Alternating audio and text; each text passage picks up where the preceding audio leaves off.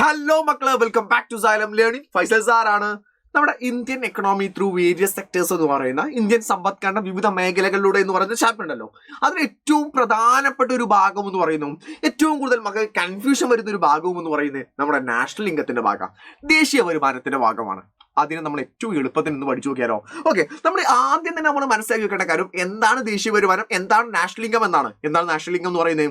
Is a sum total of money value of all final goods and services produced in an accounting year എന്നാണ് നമ്മളോട് പറഞ്ഞിട്ടുള്ളത്. അല്ലെങ്കിൽ നമുക്ക് എന്ത് പറയാം, ഇൻ എ ഫിനാൻഷ്യൽ ഇയർ. അഥവാ ഒരു സാമ്പത്തിക വർഷത്തിൽ ഒരു രാജ്യത്ത് ഉൽപ്പാദിപ്പിക്കുന്ന എല്ലാ സാധനങ്ങളുടെയും സേവനങ്ങളുടെയും പണമൂല്യത്തെ വിളിക്കുന്ന പേരാണ് നാഷണൽ ഇൻകം, ദേശീയ വരുമാനം എന്ന് പറയും. എന്ന് വെച്ചാൽ നമ്മുടെ രാജ്യത്തിലെ ഒരു കൊല്ലത്തിൽ ഉണ്ടാക്കുന്ന എല്ലാ സാധനങ്ങളുടെയും സേവനങ്ങളുടെയും പണമൂല്യം, പ്രൈസിനെ വിളിക്കുന്ന പേരാണ് നാഷണൽ ഇൻകം എന്ന് പറയുന്നത്.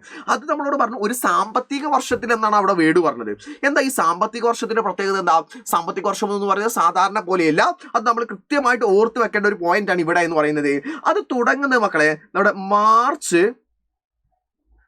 അല്ല, നമ്മുടെ മാർച്ച് 31 അവസാനിക്കുക ചെയ്യുന്നത്. അത് തുടങ്ങുന്നത് മക്കളെ ഏപ്രിൽ 1 മുതൽ മാർച്ച് 31 വരെയാണ്. മാർച്ച് 31 വരെ നമ്മുടെ ഒരു ഫിനാൻഷ്യൽ ഇയർ, ഒരു സാമ്പത്തിക വർഷം എന്ന് പറയുമ്പോൾ കൃത്യമായിട്ട് എൻ്റെ മക്കൾ ഓർത്ത് വെക്കേണ്ടത് ഏപ്രിൽ 1 മുതൽ മാർച്ച് 31 വരെയാണ് ഒരു ഫിനാൻഷ്യൽ ഇയർ, ഒരു സാമ്പത്തിക വർഷം എന്ന് പറയുന്നത്. അതിൻ്റെ ഇടയിൽ ഒരു രാജ്യത്ത് നിർമ്മിക്കുന്ന എല്ലാ സാധനങ്ങളുടെയും സേവനങ്ങളുടെയും പണമൂല്യത്തെ വിളിക്കുന്ന പേരാണ് നാഷണൽ ഇൻകം, ദേശീയ വരുമാനം എന്ന് പറയുന്നത്. അതിൻ്റെ ഇമ്പോർട്ടൻസ് പഠിക്കണം, അതിൻ്റെ ലിമിറ്റേഷൻസുകൾ പഠിക്കണം, ഇതൊക്കെ നിർബന്ധമാണ്. എന്നാൽ അതിൽ ഞാൻ നിങ്ങളോട് പറഞ്ഞു, ഈ ഒരു വീഡിയോ ഞാൻ ചെയ്യാൻ പോകുന്നത് what are the methods of measuring national income, ദേശീയ വരുമാനം കണക്കാക്കുന്ന രീതികൾ ഏതൊക്കെയാണ്.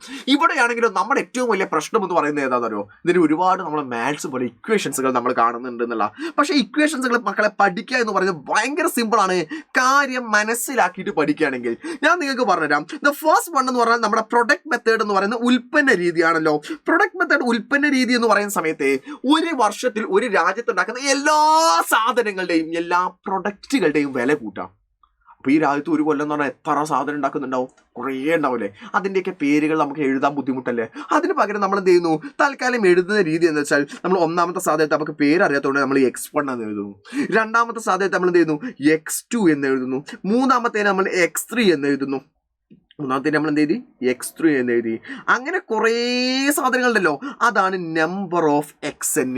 അഥവാ XN എന്ന് പറഞ്ഞാൽ 10,000 സാധനങ്ങളുണ്ട്. ആ 10,000ാമത്തെ സാധനമാണ് XN എന്ന് പറഞ്ഞാൽ. 1,00,000 സാധനങ്ങളുണ്ട്, 1,00,000ത്തിന്റെ സാധനമാണ് XN എന്ന് പറയുന്നത്. അങ്ങനെ ആ രാജ്യത്തുണ്ടാക്കിയ എല്ലാ പ്രൊഡക്ട്സുകളുടെയും എല്ലാ ഉൽപ്പന്നങ്ങളുടെയും പണം കൂട്ടുന്നതാണ് ഫസ്റ്റ് ദ പ്രൊഡക്റ്റ് മെത്തേഡ്, ഉൽപ്പന്ന രീതി എന്ന് പറയുന്നത്. So X1 + X2 + X3 + number of XN എന്നാണ് അതിന്റെ ഇക്വേഷൻ എന്ന് പറയുന്നത്. അതിന്റെ ഡീറ്റെയിൽ ഞാനിവിടെ കൊടുത്തിട്ടുണ്ട്. ജസ്റ്റ് മക്കൾ നോക്കിയാൽ മാത്രം മതി. അവർ നേരത്തെ പറഞ്ഞ സെയിം സാധനം തന്നെയാണ്. നിങ്ങൾ എന്തെങ്കിലും ഡൗട്ടുകളൊന്നും നിങ്ങൾക്ക് വരില്ല. രണ്ടാമത്താണ് ഇൻകം മെത്തേഡ് എന്ന് പറഞ്ഞാൽ വരുമാന രീതി എന്ന് പറയുന്നത്. ഈ വരുമാനം അഥവാ ഇൻകമാണ് നമ്മുടെ രാജ്യത്ത് കിട്ടുന്ന വരുമാനങ്ങളെല്ലാം കൂട്ടിയാൽ മതി. എങ്ങനെയൊക്കെ ഈ രാജ്യത്ത് കിട്ടുന്ന വരുമാനങ്ങൾ നോക്കാം? അത് നമ്മൾ ഓർക്കേണ്ട സാധനം എന്ന് പറഞ്ഞാൽ ഫാക്ടേഴ്സ് ഓഫ് പ്രൊഡക്ഷനാണ്, ഉൽപ്പാദക ഘടകങ്ങളാണ്. ഉൽപ്പാദക ഘടകങ്ങളിലേക്ക് മക്കളെ നമ്മൾ നോക്കുന്ന സമയത്ത് എൻ്റെ മക്കളെ ഒന്ന് ആലോചിച്ച് നോക്കിക്കേ. ഫാക്ടേഴ്സ് ഓഫ് പ്രൊഡക്ഷൻ, ഉൽപ്പാദക ഘടകങ്ങൾ ആലോചിക്കുന്ന സമയത്ത് നമുക്ക് ഉണ്ടാവുന്ന ലാൻഡ് ഉണ്ട്, ലാൻഡ്, ലേബർ, ക്യാപിറ്റൽ, ഓർഗനൈസേഷൻ അല്ലെ? ഇവയാണ് നമുക്ക് ആക്ച്വലി വരുന്ന ഫാക്ടേഴ്സ് ഓഫ് പ്രൊഡക്ഷൻ, ഉൽപ്പാദക ഘടകങ്ങൾ എന്ന് പറയുന്നത്. അഥവാ മലയാളത്തിൽ എങ്ങനെയാ പറയാ? ഭൂമി, തൊഴിൽ, മൂലധനം, സംഘാടനം. ഈ ഓർഗനൈസേഷന് പകരം നിങ്ങൾ ചിലപ്പോൾ എന്ത് പഠിച്ചിട്ടുണ്ടായിരിക്കും? ഓർഗനൈസേഷന് പകരം എന്റർപ്രണർഷിപ്പ് അഥവാ സംരംഭകത്വം എന്ന് പഠിച്ചിട്ടുണ്ടായിരിക്കും. ബോത്ത് ആർ സെയിം, രണ്ടും സെയിം തന്നെയാണ്, മാറ്റങ്ങളൊന്നുമില്ല. ലാൻഡ്, ലേബർ, ക്യാപിറ്റൽ, ഓർഗനൈസേഷൻ അഥവാ ഭൂമി, തൊഴിൽ, മൂലധനം, സംഘാടനം എന്നുള്ളവയാണ് ഫാക്ടേഴ്സ് ഓഫ് പ്രൊഡക്ഷൻ, ഉൽപ്പാദക ഘടകങ്ങൾ എന്നുള്ളത് നമ്മൾ പഠിച്ചു കഴിഞ്ഞിട്ടുള്ളതാണ്. ഇതിന് കിട്ടുന്ന വരുമാനങ്ങൾ നോക്കിയാൽ മതി.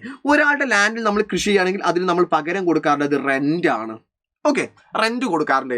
അതുപോലെ തന്നെ ലേബറിന് ഒരാൾ ജോലിക്ക് വെച്ചാൽ തൊഴിൽ ചെയ്യുന്ന ആളുകൾക്ക് നമ്മൾ എന്ത് കൊടുക്കും? വേജ് കൊടുക്കും, കൂലി കൊടുക്കും. അതുപോലെ തന്നെ മൂലധനം, ക്യാപിറ്റലിനാണെങ്കിൽ നമ്മൾ എന്തെങ്കിലും ബാങ്കിന്റെ കയ്യിൽ നിന്നൊക്കെ വാങ്ങിച്ചാണെങ്കിൽ അതിന് നമ്മൾ എന്ത് കൊടുക്കും? ഇൻട്രസ്റ്റ് കൊടുക്കും. ഇൻട്രസ്റ്റ്, പലിശ കൊടുക്കും. സംഘാടനം നടത്തുന്ന നമുക്ക് എന്ത് കിട്ടണം? പ്രോഫിറ്റ്, ലാഭം കിട്ടണം. അപ്പോൾ സിമ്പിളാണ്, കോൺസെപ്റ്റ് സിമ്പിളായി. ഈ 4 കൂടെ കൂട്ടുന്നതാണ് അതിന്റെ ആക്ച്വലി ഇക്വേഷൻ എന്ന് പറയുന്നത്. ഈ 4 കൂടെ കൂട്ടുന്ന. അപ്പൊ നമുക്ക് ഇക്വേഷൻ എഴുതാം. എങ്ങനെ എഴുതാം? ഇക്വേഷൻ ഞാൻ എഴുതുന്നു. നമ്മൾ എന്ത് ചെയ്യുന്നു? നാഷണൽ ഇൻകം എന്ന് പറയുന്നത് R + W + I + പി, അതാണ് നമ്മുടെ ഇക്വേഷൻ. അപ്പോൾ ഞാനിത് അവിടേക്ക് എഴുതി തരാം. ഞാൻ ഇവിടേക്ക് എന്ത് ചെയ്യാം, നേരത്തെ ഇതിന്റെ കൂടെ തന്നെ നമുക്ക് എഴുതാം. ഇവിടെ നമ്മൾ അതിന്റെ ഇക്വേഷൻ എഴുതുന്നു. ഏതാണ്? റെന്റിന്റെ R, വാടകയുടെ R ആണ്, വേജിന്റെ W അഥവാ കൂലിയുടെ വേതനത്തിന്റെ W ആണ്, ഇൻട്രസ്റ്റിന്റെ I എന്ന് എഴുതി. അതുപോലെ തന്നെ ലാസ്റ്റ് P എന്ന് പറഞ്ഞാൽ ഏതാണ്? പ്രോഫിറ്റ്, ലാഭമാണ്. അപ്പൊ ഇൻകം മെത്തേഡുമായി, വരുമാന രീതിയുമായി. അപ്പൊ ഏറ്റവും അവസാനത്തെ ഏതാ? ഇനി ചെലവ് രീതിയാണ്. നമ്മുടെ രാജ്യത്തുണ്ടാകുന്ന മൊത്തം എക്സ്പെൻസുകൾ, മൊത്തം ചെലവ് നമ്മൾ നോക്കിയാൽ മതി. നമ്മുടെ രാജ്യത്തുള്ള ചെലവുകൾ കണ്ടെത്താനുള്ള നമ്മുടെ വഴി എന്ന് പറയുന്നത്, മക്കൾ മനസ്സിലാക്കി വെക്കേണ്ട കാര്യം എന്ന് പറഞ്ഞാൽ അതിങ്ങനെയാണ്. നമ്മുടെ കയ്യിൽ പൈസ ഉണ്ടെങ്കിൽ നമ്മൾ എന്ത് ചെയ്യും? ആദ്യം നമ്മുടെ ആവശ്യത്തിന് വേണ്ടി കുറേ ചിലവാക്കും. അപ്പം എൻ്റെ കയ്യിൽ എന്ത് ചെയ്തു? ഒരു 50,000 രൂപ കിട്ടുകയാണെങ്കിൽ അതിൽ നിന്നൊരു 30,000 രൂപ ഞാൻ എനിക്ക് ഭക്ഷണം കഴിക്കാനും, എനിക്ക് വാഹനത്തിൽ വണ്ടിയിൽ എണ്ണ അടിക്കാനും, വീട്ടിലത്തെ സാധനങ്ങൾ വാങ്ങിക്കാനും എല്ലാത്തിനും വേണ്ടി നമ്മൾ ചിലവാക്കും. അതിനെ നമ്മൾ വിളിക്കുന്ന പേരാണ് കൺസംഷൻ എക്സ്പെൻഡിച്ചർ എന്ന് വിളിക്കാം. കൺസംഷൻ എക്സ്പെൻഡിച്ചർ അഥവാ ഉപഭോഗ ചിലവ് എന്നാ വിളിക്കാം. ഈ കൺസംഷൻ എക്സ്പെൻഡിച്ചർ നമുക്ക് എന്ത് വിളിക്കാം? സി എന്ന് വിളിക്കാം.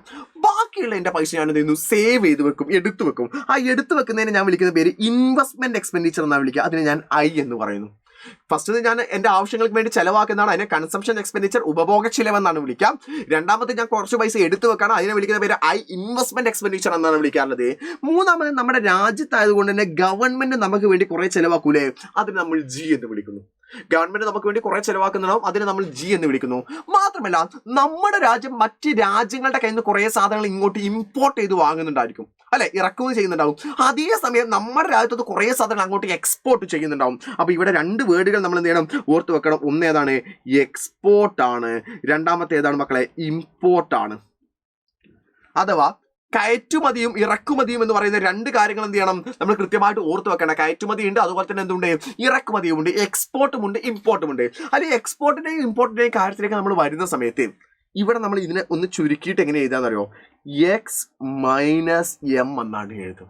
X minus M. ഈ എക്സ്പോർട്ടിന്റെ എക്സ് ആണ്, അതുപോലെ തന്നെ ഇമ്പോർട്ടിന്റെ എം ആണ് ഇവിടെ വരുന്നത്. സോ അതുകൊണ്ട് തന്നെ ഞാൻ ഇവിടെ എഴുതുന്നു പ്ലസ് ഇട്ടിട്ട്. ഇവിടെ ബ്രാക്കറ്റിലാണ് ബ്രാക്കറ്റിൽ എന്ത് എഴുതുന്നു? എക്സ് മൈനസ് എം എന്ന് എഴുതുന്നു. അപ്പൊ ഇതാണ് നമ്മുടെ എക്സ്പെൻഡിച്ചർ മെത്തേഡ് അഥവാ നമ്മൾ എന്ത് ചെയ്യാണ്? ചെലവ് രീതി എന്ന് പറയുന്നത്. സോ ഇക്വേഷൻ ഞാൻ ഇതാ ഇങ്ങോട്ട് എഴുതി വെക്കാണ്. സി പ്ലസ് I, ഇൻവെസ്റ്റ്മെന്റിന്റെ I ആണ്, I പ്ലസ് ഗവൺമെന്റിന്റെ ആണ്, G പ്ലസ് ബ്രാക്കറ്റിലെ എക്സ് മൈനസ് എം.